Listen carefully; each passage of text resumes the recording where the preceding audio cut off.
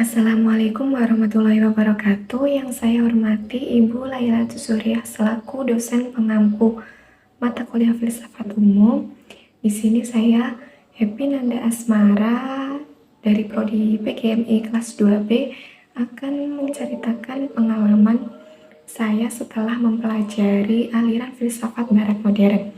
Nah, di sini saya mempelajari 6 aliran pada abad modern ini. Yang pertama yaitu rasionalisme, empirisisme, kritisisme, positivisme, eksistensialisme, dan yang terakhir yaitu pragmatisme. Nah, aliran yang pertama muncul pertama kali pada abad modern ini yaitu aliran rasionalisme. Aliran rasionalisme ini digagas atau diprakarsai oleh seorang filsuf yang bernama René Descartes. René Descartes ini adalah filsuf yang berasal dari Prancis. Nah, aliran ini muncul untuk melawan otoritas gereja karena pada masa otoritas gereja akal tidak diberi ruang untuk berpikir secara mendalam. Jadi aliran rasionalisme ini melawan otoritas gereja tersebut dengan menggunakan akal sebagai alat utama untuk mencari kebenaran yang valid. Nah, berikutnya adalah aliran empirisme. Aliran ini muncul untuk merespon aliran rasionalisme tadi. Bagi empirisisme, akal saja itu tidak cukup untuk mencari pengetahuan yang benar, akan tetapi pengalaman manusialah yang bisa untuk mencari sumber pengetahuan yang benar. Aliran ini diprakarsai oleh seorang filsuf yang bernama Francis Bacon yang berasal dari Inggris. Nah, jadi menurut aliran ini, pengalaman indrawi yang dapat dijadikan sumber untuk mencari pengetahuan yang sejati. Selanjutnya yaitu aliran kritisisme. Aliran ini muncul diprakarsai oleh seorang filsuf yang bernama Immanuel Kant. Aliran ini muncul sebagai aliran yang mengkritik antara aliran rasionalisme tadi dan empirisme. Mengapa? Karena bagi kritisisme, aliran rasionalisme dan empirisisme itu belum cukup untuk menuntun manusia mencari sebuah kebenaran yang valid karena hanya mengedepankan satu sisi saja untuk mencari pengetahuan yang benar, hanya menggunakan akal saja atau menggunakan pengalaman saja. Jadi aliran kritisisme ini mencoba untuk menjadi jembatan antara rasio dan empiris untuk melahirkan sebuah penggabungan antara aliran keduanya supaya melahirkan sebuah epistemologi untuk mencari sebuah kebenaran yang sejati.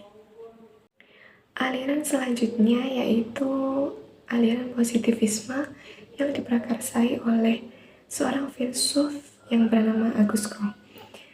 Aliran positivisme ini berpendapat bahwa untuk mencari suatu pengetahuan yang sejati itu tidak hanya menggunakan akal atau pengalaman atau penggabungan dari akal dan pengalaman, akan tetapi harus melalui serangkaian metode ilmiah atau melakukan observasi supaya menghasilkan hasil yang terukur atau kebenaran yang valid. Aliran ini menolak hal-hal yang bersifat metafisik atau abstrak yang tidak bisa dikaji oleh kerja ilmiah atau metode observasi ini karena tidak bisa ditangkap oleh indera manusia. Selanjutnya yaitu aliran eksistensialisme yang diprakarsai oleh seorang filsuf dari Denmark yang bernama Søren Abie Kierkegaard. Nah, aliran ini memandang bahwa seorang manusia itu harus bisa bereksistensi, harus bisa keluar dari dalam diri untuk menunjukkan totalitasnya sebagai seorang individu yang bisa bebas melakukan apa saja dengan penuh rasa tanggung jawab. Nah, totalitas di sini yang dimaksud adalah tentang pengetahuannya atau tentang pemikirannya untuk menunjukkan bahwa dia itu tidak menyamai dengan makhluk-makhluk yang lainnya. Aliran yang terakhir yaitu aliran pragmatisme. Aliran ini cukup mudah karena untuk mencari suatu kebenaran itu apabila dipraktikkan akan menghasilkan suatu kemanfaatan. Nah, aliran ini tidak memandang hal fisik atau metafisik, mitos, ataupun fakta, tidak memandang hal tersebut. Kuncinya apabila dipraktekkan itu akan mendapatkan sebuah kemanfaatan itu sudah dianggap benar.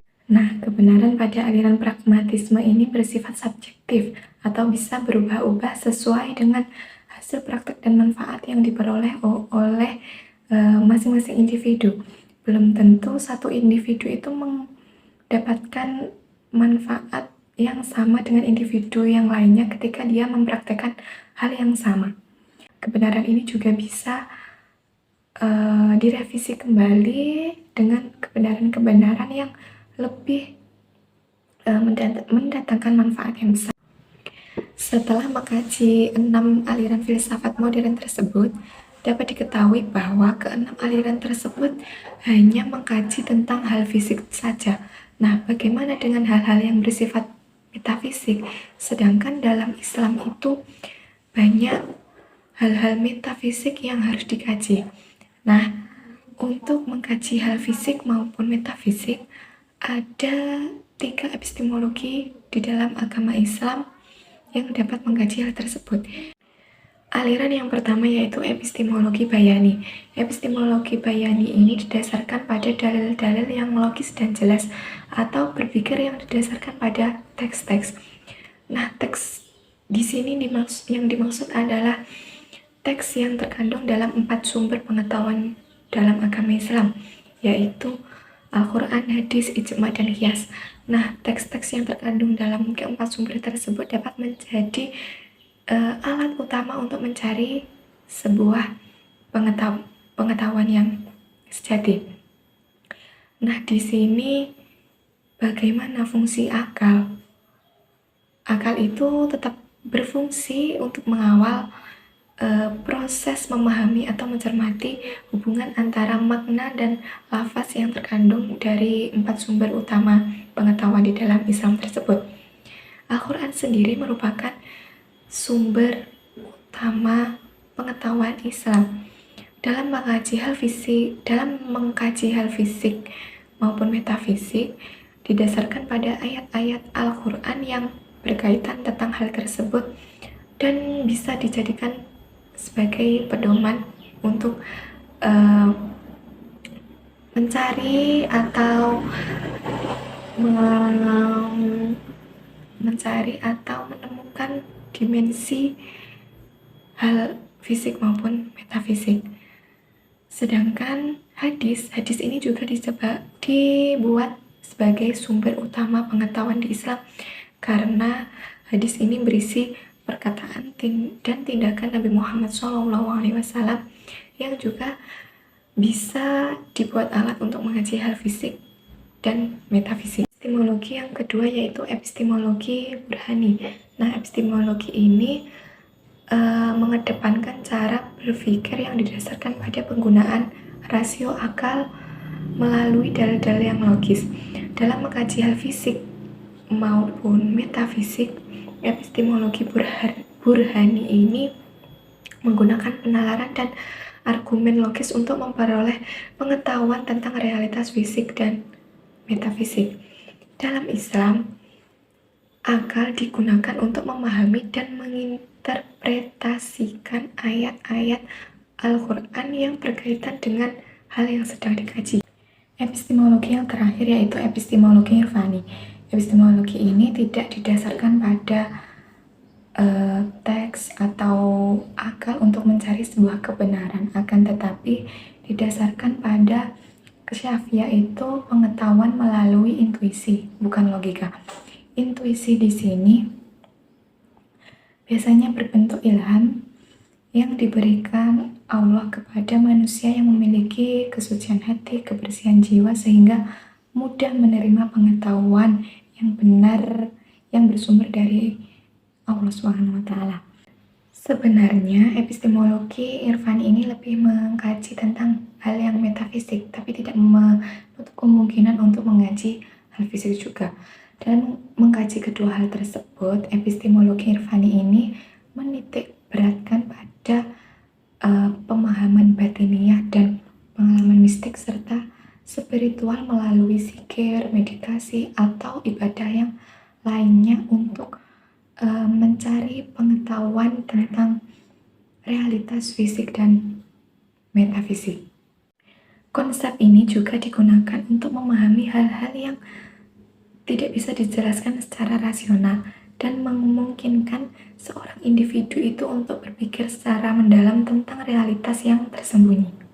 Setelah mengkaji beberapa aliran filsafat modern yang dimulai dari rasionalisme, empirisisme, kritisisme, positivisme, eksistensialisme, dan pragmatisme, saya mendapat banyak pelajaran berharga yang bisa saya terapkan pada kehidupan sehari-hari. Yang pertama yaitu pentingnya berpikir kritis saat mendapat sebuah informasi yang belum tentu kebenarannya. Dalam hal ini, saya bisa menghindari kesalahan persepsi dan bisa membuat kesimpulan yang lebih dari informasi. Pelajaran berharga yang kedua yaitu pentingnya pengamatan dan pengalaman langsung untuk mencari sebuah pengetahuan.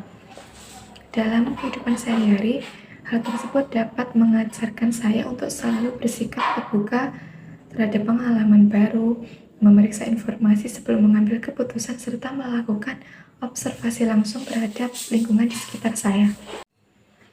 Pelajaran yang ketiga yaitu pentingnya sebuah etika. Ada kalimat yang menyatakan bahwa jika berkehendak baik maka akan menghasilkan sesuatu yang baik. Nah, itu dapat menjadi motivasi saya untuk selalu berkehendak baik dalam melakukan aktivitas saya sehari-hari. Yang keempat yaitu pentingnya bereksistensi. Di sini saya mendapatkan pelajaran berharga bahwa sebagai seorang manusia saya harus bisa bereksistensi, bisa menggali potensi yang ada dalam diri saya dan bisa melakukan hal-hal yang bermakna dengan penuh rasa tanggung jawab. Pelajaran berharga yang kelima yaitu pentingnya menggunakan metode ilmiah untuk mencari sebuah kebenaran yang valid. Dalam kehidupan sehari-hari, saya bisa menggunakan metode ini untuk mengatasi suatu masalah yang tidak bisa diselesaikan menggunakan akal saja, akan tetapi harus diselesaikan menggunakan metode ilmiah.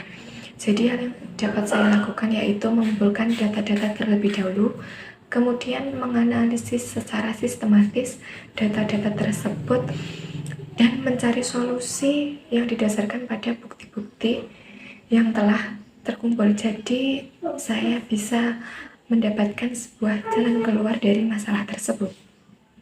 Pelajaran berharga yang keenam yaitu di dalam dunia pendidikan akan mendatangkan sebuah kemanfaatan apabila melakukan dua hal. Yang pertama yaitu learning by doing dan problem solving. Nah, hal tersebut dapat menjadi pegangan saya sebagai seorang calon pendidik untuk mengimplementasikan setelah saya besok sudah menjadi seorang tenaga pendidik. Hal tersebut dapat saya implementasikan kepada peserta didik saya bahwa belajar itu tidak hanya memahami teori saja, akan tetapi harus mempraktekkan teori yang telah dipelajari tersebut supaya mendapat kebermanfaatan yang besar. Nah, itu tadi pengalaman yang saya dapatkan selama belajar aliran filsafat barat modern. Apabila ada salah kata atau perbuatan saya yang kurang berkenan, saya mohon maaf. Wassalamualaikum warahmatullahi wabarakatuh.